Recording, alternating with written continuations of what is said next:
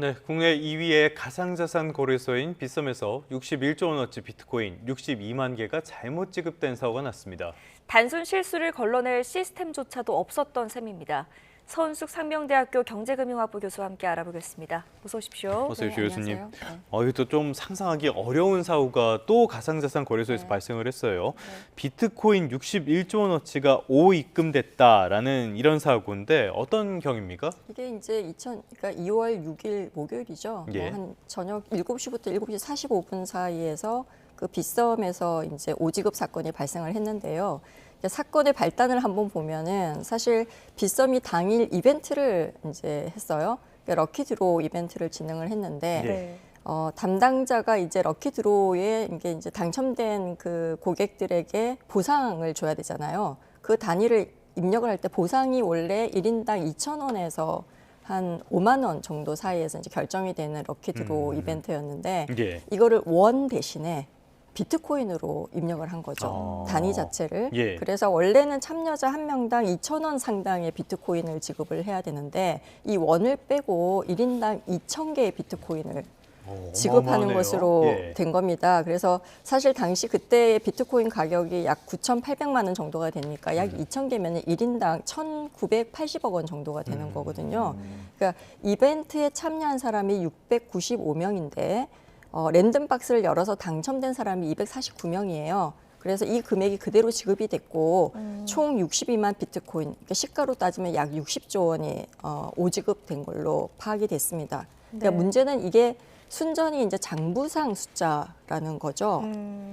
빗썸이 실제로 보유한 그 비트코인은 약 4만 2,600개 정도예요. 네. 근데 지금 현재 오지급된 숫자는 62만 개잖아요. 보유량의 약 그 14.5배에 달하는 페이퍼 우리가 코인이라고 부르는 뭐 유령 비트코인입니다. 네. 그래서 일단 사고 발생 35분 만에 시스템이 이제 차단이 되기는 했지만 그 사이에 굉장히 놀란 그 일부 회원들이 이제 매도에 나서면서 비트코인 가격이 갑자기 이제 비트코인 물량이 막 나오니까 30분 그렇죠. 만에 예. 15%가 급락을 했어요, 그날. 네. 그리고 알트코인, 이제 비트코인과 유사한 코인들도 약 20에서 30% 정도 가격이 하락을 했죠. 시장 전체가 이제 패닉에 빠지는 그러한 상황이 발생을 했습니다. 더 이제 충격적인 것은 이러한 천문학적인 숫자의 금액이 나가는데도 시스템상으로 경고창이 하나도 뜨지 않았다는 것. 그다음에 보통은 이제 금융권에서는 이런 이제 그 주문을 할 때 관리자들이 이중으로 확인을 하거든요. 네. 그렇죠. 그러니까 이러한 이중 확인 절차도 없이 이제 곧바로 승인되었다는 점이고요. 이제 빗썸 입장에서는 이제 35분 뒤에 이제 거래 차단하고 99.7%에 해당하는 약 61만 8천 개 정도의 비트코인을 즉시 이제 회수를 했지만 일부는 이미 시장에 매도된 그러한 상태였습니다. 예. 네. 이쯤 되면 단순 실수라기보다는 네. 이 신뢰 문제로 번질 수 있을 것 같은데요. 네. 이게 지금 코인을 복사한 거 아니냐 이런 말까지 나오고 있습니다. 네, 이게 이제 어떻게 보면은 사실은 이 사건의 핵심 자체가 장부 거래의 허점이다라고 우리가 좀 해석을 할 수가 있거든요. 그래서 어떤 구조냐면 가상자산 거래소에 고객이 코인을 입금을 하게 되면은 내부 데이터베이스에는 숫자만 기록이 되고 실제 블록체인 전송이 없이 매매를 처리를 합니다. 네. 그래서 이른바 이제 장부 거래 방식이거든요. 굉장히 빠르고 수수료가 없지만 실물 자산하고 장부 자산 간의 불일치가 발생할 위험이 항상 존재를 하는 그러한 예. 구조입니다. 이게 이제 이번 오지급의 바로 이제 그 증거인데요. 왜냐하면 지금 이제 그 복사 코인이다라고 얘기가 나오는 게 빗썸이 실제 보유한 비트코인은 사실 약 4만 개 정도잖아요. 그렇죠. 근데 예. 고객들에게 뿌려진 거는 그 15배에 해당하는 62만 개란 말이에요. 이게 가능한 이유가 금방 얘기 드린 것처럼 거래소 내에서 코인을 주고받는 건 실제 블록체인 상에서 코인이 오가는 게 아니라 빗썸 내부 장부의 데이터베이스의 숫자만 바뀌는 그러한 상황이거든요. 그래서 마치 은행 금고에 1억밖에 없는데 이 오류로 통장에 100억이 찍히는 거랑 거의 똑같은 그러한 예. 방식이거든요. 100억을 찍어줄 수 있는 그런 상태가 발생을 하는 거죠. 결국 이제 이번 사고로 그 고객들, 소비자들 입장에서 내가 산 코인이 실제로 있나? 없고 장부에만 있는 페이프 코인 아니냐라고 예. 하는 그러한 그 의구심이 현실로 지금 드러나는 상황이죠. 그래서 뭐 이게 이번 사고 자체가 거래소의 장부 시스템과 실물 자산 간의 괴리 가능성을 굉장히 여실하게 보여줬다. 이러한 그래서 어떻게 보면은 이제 불신이 굉장히 확산되는 그러한 상황이 벌어졌다. 이게 이제 은행이 위조 지폐를 뿌린 거랑 같은 꼴이다라고 예. 하는 평가도 나오고 있습니다. 알겠습니다. 통장에 10만 원이 있는데 10억 원을 송금을 했고 그 네. 10억 원 송금이 성공한 거나 다름없는 사안이니까요. 네, 네. 좀 이해하기가 어려운 그런 사태라고 볼 수가 네, 있겠습니다. 네. 자, 일단 잘못 지급된 비트코인 가운데 회수가 안 된 게 125개라고 해요. 네. 지금 수습 상황은 어떻게 됩니까? 지금 이제 그 오지급한 금방 말씀하신 것처럼 그 62만 비트코인 중에서 99.7%는 즉시 회수를 했다고 했잖아요. 나머지 0.3% 그러니까 1,788개가 이미 고객들이 시장에 매도한 상태예요. 예. 그래서 이 중 대부분인 그 1,663개는 개별적으로 회수에 성공한 것으로 지금 보여지고요. 현재까지 125개, 그러니까 금액으로 치면 약 130억에서 140억 상당은 아직 회수를 못하게 된 거죠. 네. 그래서 이 중에 약 30억 원은 이미 현금으로 인출까지 된 걸로 지금 파악이 되고 있습니다. 예. 그래서 약 80여 명 정도의 고객이 관련되어 있는 것으로 지금 알려져 있거든요. 근데 빗썸은 이제 해당 고객들과 지금 굉장히 설득 작업을 하고 있는 것 같아요. 예. 그러니까 자진 반환해달라고. 아. 그래서 이게 이제 이 오지급을 그러니까 이제 한 경우에는 예전에 삼성증권 유령 주식 사건에서 이런 경우가 있었는데요. 어쨌든 매도자 21명이 이거를 부당 이득이라고 판단을 했기 때문에 전부 다 돌려주라고 판단을 했거든요. 네. 그래서 자진 반환 시에는 법적 조치를 하지 않겠다라고 제안을 하고 있고요. 만약 설득이 받아들여지지 않는 경우에는 빗썸 입장에서는 부당이득 반환 청구 소송을 제기할 것 같습니다. 근데 이미 이제 이게 이제 가상자산이 미리 이제 거래가 됐고 그 돈으로 또 다른 가상자산을 지금 산 그러한 상황이기 있겠죠. 때문에 예. 추적하기가 굉장히 어려운 상황이 될 수도 있고요. 시간이 굉장히 꽤 걸릴 걸로 생각을 하고 있습니다. 한 3, 4년 정도 걸릴 거라고 좀 전문가들은 예측을 하고 있는 상황입니다. 네, 앞서서 짚어주셨던 삼성증권의 유령 주식 사건과 네. 비교하면 어떤 게 굉장히 갖고 비슷한가요? 비슷해요. 네. 이제 그때 상황은 삼성증권이 우리 사주 배당 예. 과정에서 약 28억 주의 유령 주식을 직원들에게 오지급을 했거든요. 한 주당 1,000원을 지급할 계획이었는데 그 당시도 원 대신에 1,000주를 지급하는 상황이 이제 발생을 했어요. 1,000원이 아니라 실수로. 네, 1,000주로. 예. 그래서 빗썸이 2,000원 대신에 2,000 BTC, 그러니까 2,000 비트코인 개수를 지급한 것과 정확히 같은 방식입니다. 그래서 그 당시에도 삼성증권 직원 중 일부가 유령 주식을 직접 매도를 했거든요. 네. 바로 매도하면서 삼성전자 주가가 급락했어요. 그 당시에도. 지금 빗썸 사건에서 비트코인 가격이 당일날 15% 폭락한 거와 굉장히 비슷한 상황이 벌어진 거죠. 그러니까 법적 처리 과정도 좀 굉장히 비슷하고요. 근데 이제 차이점은 뭐냐면은 삼성증권 같은 경우에는 주식시장이라는 규제된 시스템 그렇죠. 예. 안에서 사고가 났고 금융감독원이 즉시 개입을 했어요. 그래서 이제 사고가 크게 이제 확장은 되지 않았는데 빗썸은 이제 가상자산이라는 규제 사각지대에서 사고가 났다는 것이죠. 그래서 예. 당시에는 삼성증권 같은 사고에는 그 자본시장법이 적용이 됐지만 네. 가상자산에는 이에 준하는 규제가 지금 현재 없는 상태입니다.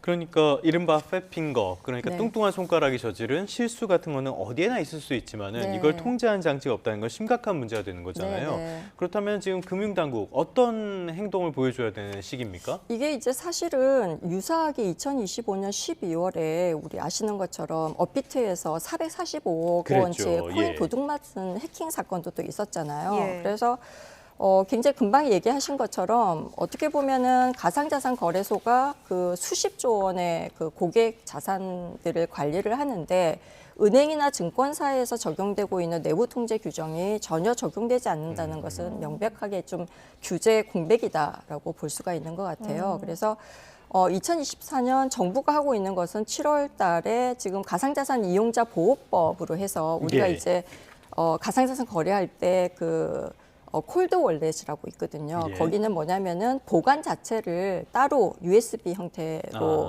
보관하는, 그러니까 물리적으로 실시간으로 따로. 예. 연결하지 않고 핫 월렛처럼 실시간으로 연결해서 즉시 결제하는 그런 시스템이 아니고 콜드 월렛의 80% 정도 보관하는 것을 의무화하고 있어요. 네. 근데 실제 준수 여부는 뭐 연일의 그 외부 감사로만 확인이 되고 있고요.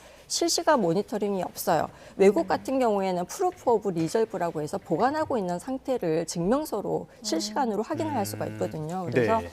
좀 우리 금융당국이 가상자산이 법정화폐가 아니다.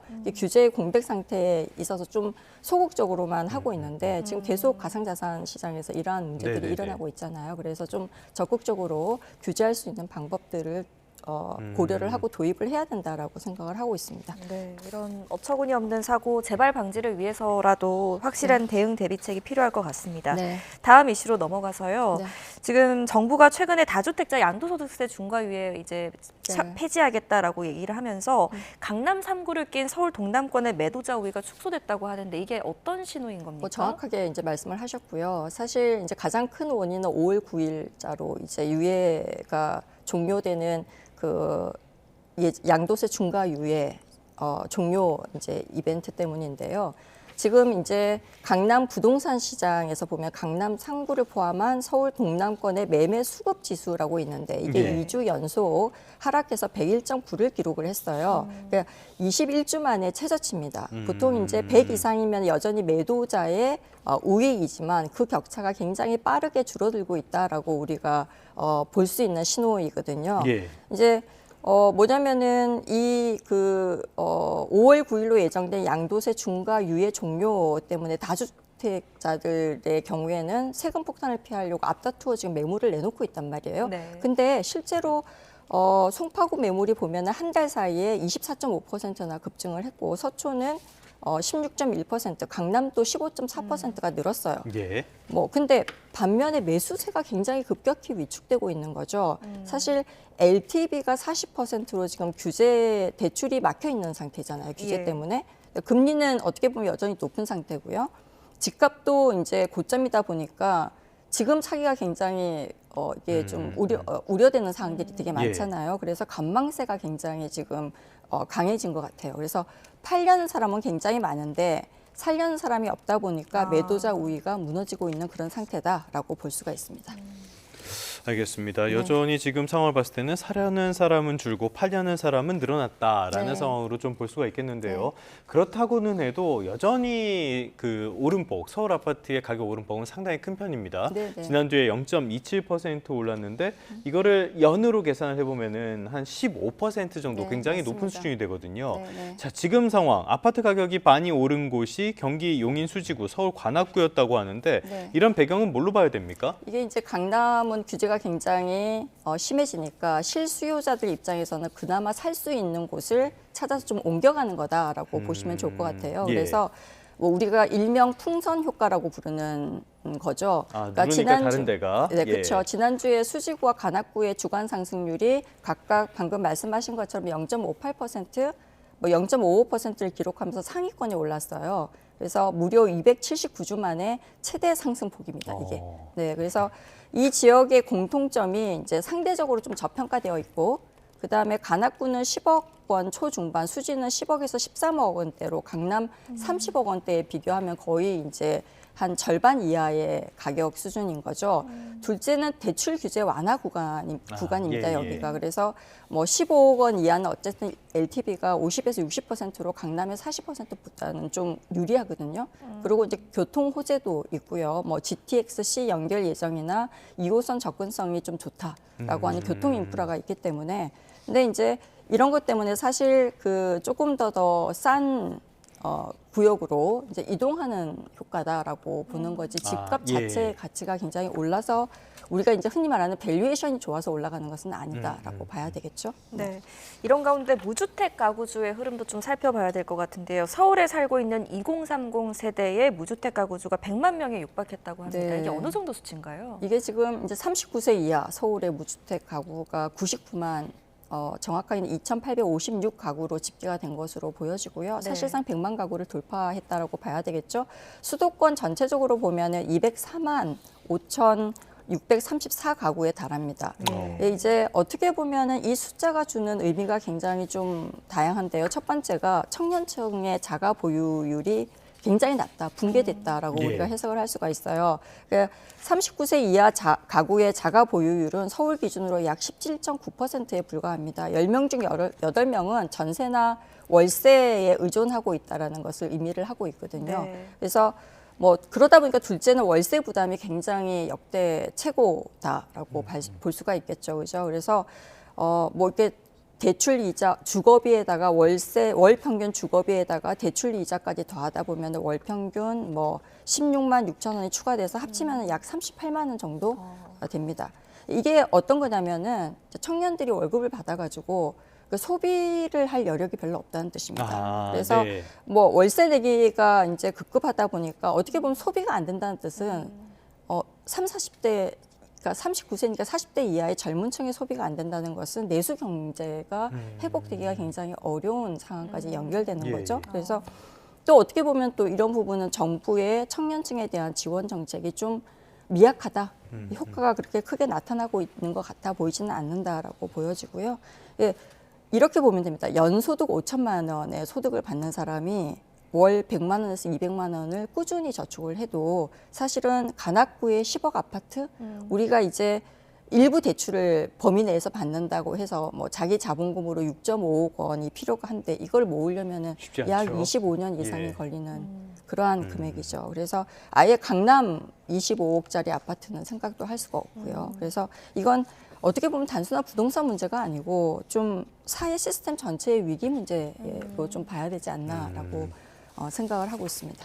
부동산 가격도 너무 올랐고 규제로 부작용도 불거졌고 자 이런 것들을 한 방에 타개할 수 있는 정책적인 방법 있긴 있을지 잘 모르겠습니다. 상황을 좀 보도록 하겠고요. 네. 끝으로 이 이슈 짚어보도록 하겠습니다. 네. 어제 일본에서 중의원 총선이 이루어졌어요. 네. 다카이치 사나이 총리가 이끄는 집권 자민당이 압승을 거뒀습니다. 네. 이런 압승, 지금 우리와 일본 관계에서 보자면은 제일 중요하게 연동되고 있는 게 원화와 엔화의 가치가 아닌가 싶거든요.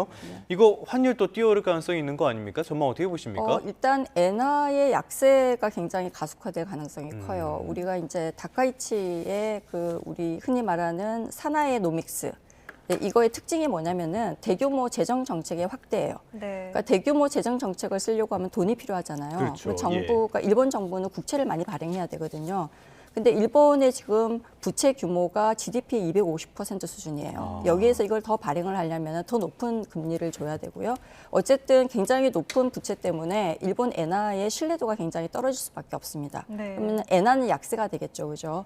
우리나라의 원화와 엔화의 동조화가 굉장히 높습니다. 어떻게 보면 달러보다 엔화에 대해서 훨씬 더 민감도가 높다라고 우리가 일반적으로 얘기를 하거든요. 그렇게 되면 원화 약세도 같이 갈 거다라고 생각을 하고 있고요. 결국은 이것 때문에 원달러 환율에서 우리나라 화폐의 약세가 강화되기 때문에 원달러 환율이 좀 더 오를 가능성이 크다라고 이렇게 예측을 하고 있습니다. 네, 알겠습니다. 네. 오늘 여기까지 듣겠습니다. 서은숙 상명대학교 경제금융학부 교수와 함께했습니다. 잘 들었습니다. 네, 고맙습니다. 감사합니다. 네.